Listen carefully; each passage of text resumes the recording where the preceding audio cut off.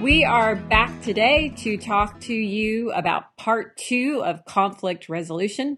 As we talked about last week, we were digging through some old notes and found some inspiration. So we had 5 practical tips for resolving conflict. We spent a little time in the last podcast talking about the importance of healthy conflict. It is necessary in good relationships.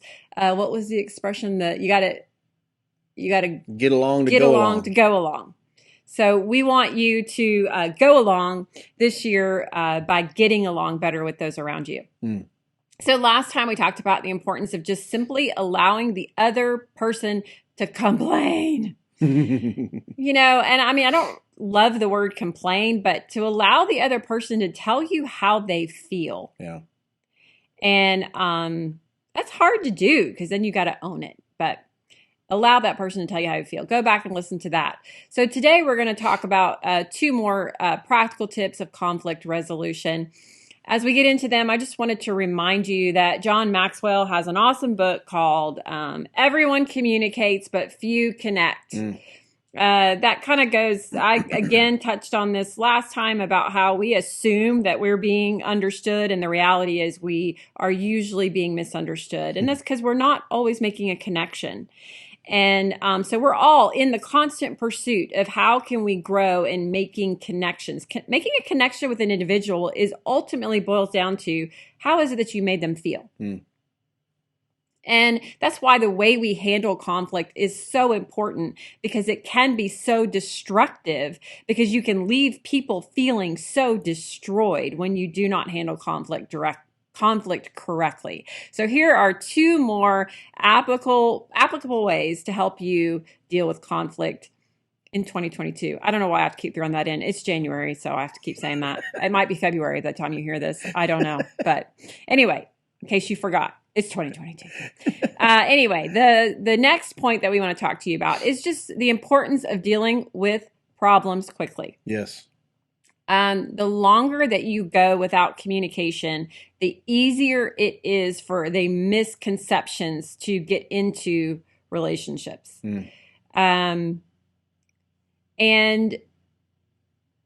it's also important. That is so important. Like when you're not talking or communicating because there's awkwardness or you don't feel a freedom to complain or talk in a relationship. I mean, that why is it that we go a long time without talking? It's because we don't feel the freedom or we don't want to hear what that person has to say. But the longer you let that go, the bigger of a problem you are creating. So if you feel a tension in a relationship today, in your marriage, with your kid, with your coworker, with your client, you're in the home and you sense the tension, like something is not right, then the risk of clarification is embarrassment.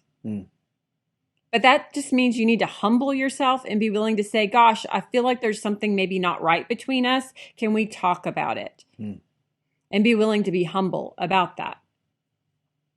What's another reason that we should deal with problems quickly?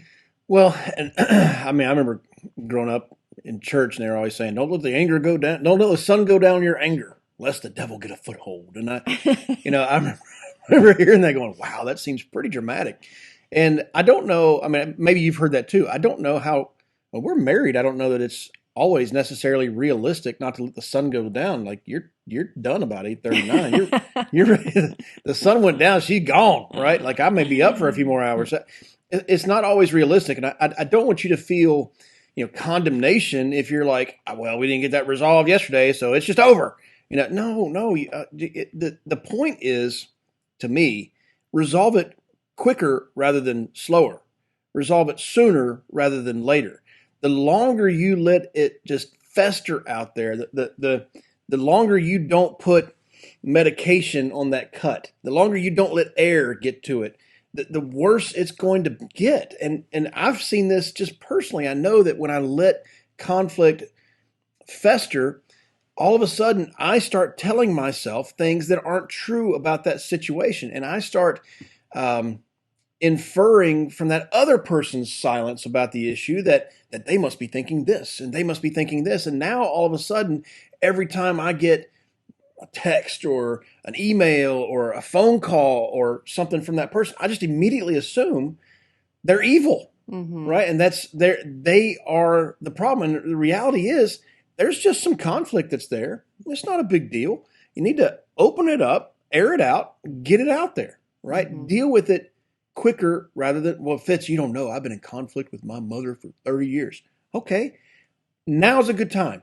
And if Mm-hmm. not now, let's do it now or now. So Mm-hmm. it's just sooner rather than later. Get it done. Yeah. Get it out there. I think the point number three, Hmm. and I'm going to make a transition from 2 to 3, but the point number 3 is to begin that communication with positive affirmations or humbling statements or reassuring statements, like, you know, I'm with you and I want us to have a long-term relationship, or I see that you're trying really, really hard, or I acknowledge and value the way that you're serving our family, affirming positive affirmations. Um, but sometimes we can't start there because we just can't. Hmm. Like we're too mad or we're too frustrated. And that's where it's the pause feature is also a very important feature. Hmm. So, for example, when we're saying deal with the problem quickly, you do need to deal with it quickly, but you need to wait until you're able to say something positive about the situation, and apply point number 3 until you go in to have that difficult conversation, because you want to go in first and set the tone for that conversation and allow that person to understand that this is simply a conflict that I want to work through and I want us to be stronger and better on the other side. But at the same time, I need to say some things that might be difficult for you to hear. Yeah, and as you're just saying that, I was thinking about how you do that with me, and like I'm I'm more of a mover. I'm more of a DI, right, on the disc test. Like let's go, let's go, let's go. And so I may say, oh, I need to start the communication with humble affirmation. All right, I love you. Check. Like I'm done.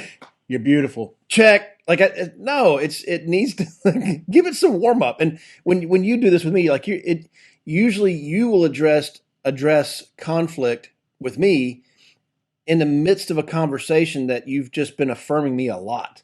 And it's not. I sometimes know it's coming. Like, okay, drop the hammer, drop the hammer, drop the hammer. But who hates hearing good things about themselves?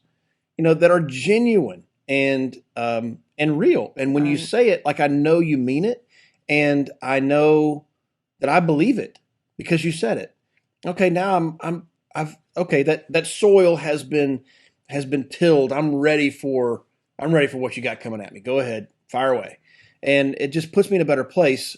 I'm saying me when we're doing this, it puts me in a better place to receive what you've got to say about the conflict.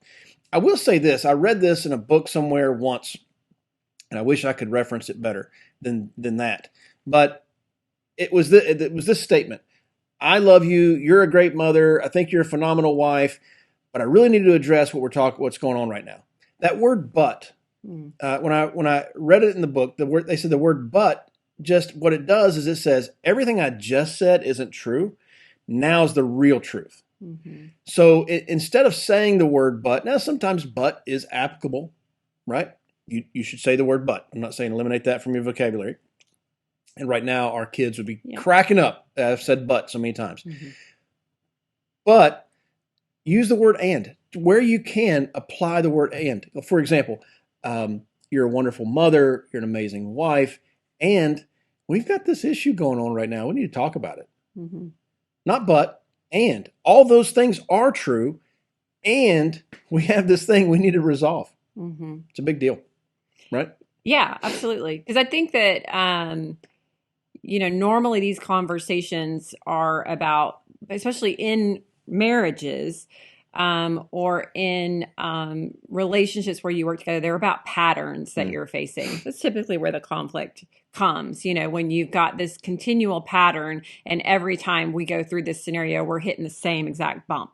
And, that's where really recently that was part of that conversation where I was talking about how far we've come, but there's still this bump sometimes every now and then that we are hitting on a regular basis. And that's, again, the power, though, of saying positive things before we dive in to constructively deal with what's holding us back so that we can move forward. We can build bridges instead of tearing down. So I hope that's helpful this week. We want to see you grow in your relationships and strengthen you through positive conflict resolution. We've got one more coming at you next week with point 4 and 5. Don't miss it. So far, allow the other person to complain. Yep. Deal with problems quickly. Yep. Begin your communication with humble affirmations, never threats. That's right. 1 through 3. Hey, now that you know, You know.